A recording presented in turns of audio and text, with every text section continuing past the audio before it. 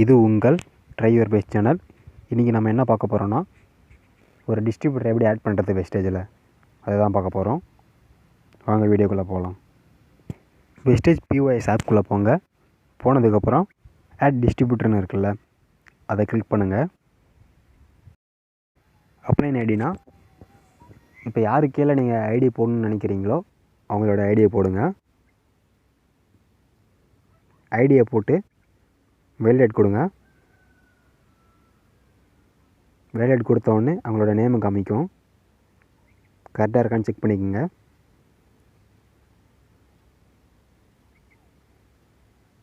Next country choose பண்ணுங்கள்.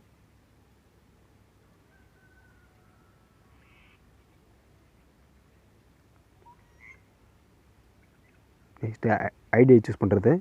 இந்த ஐடியெலாம் அவைலபிளாக இருக்குது. இல்லை உங்களுக்கு இது தேவையில்லைன்னு நினச்சிங்கன்னா சூஸ் ஒரு ஓன் கொடுத்துட்டு ஒரு 8 நம்பர் டைப் பண்ணுங்கள்.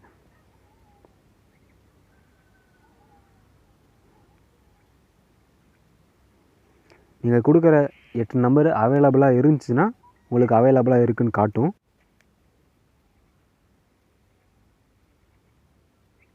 நெக்ஸ்ட்டு டைட்டிலில் அவங்க மிஸ்டரா மிஸ்ஸஸா இல்லை டாக்டரா இதை செலக்ட் பண்ணுங்கள். ஃபஸ்ட் நேமில் அவங்களோட ஃபஸ்ட் நேம் டைப் பண்ணுங்கள். லாஸ்ட் நேமில் அவங்களோட லாஸ்ட் நேம் டைப் பண்ணுங்கள். நெக்ஸ்ட்டு டேட் ஆஃப் பர்த்தில் அவங்க டேட் ஆஃப் பர்த்தை செலக்ட் பண்ணுங்கள். அந்த காலண்டர் கிளிக் பண்ணி நெக்ஸ்ட்டு அவங்களோட mobile number, next email ID, next gender, மேலா ஃபீமேலா இல்லை அதர்ஸான்னு கிளிக் பண்ணுங்கள்.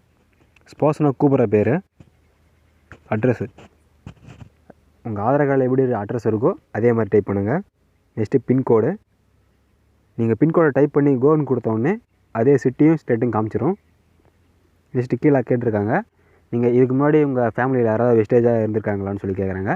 ஆமான்னு கொடுங்க, இல்லைனா இல்லைன்னு கொடுத்துட்டு சேவ் கொடுத்தீங்கன்னா டிஸ்ட்ரிபியூட்டர் ஐடி சூஸ் பண்ணிங்கள்ல,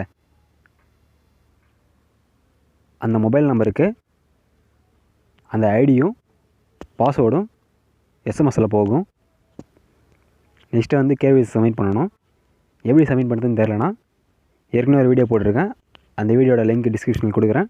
மேலும் இது போன்ற வீடியோக்களுக்கு சப்ஸ்கிரைப் பண்ணுங்கள். நோட்டிஃபிகேஷன் பட்டனை ஆன் பண்ணுங்கள்.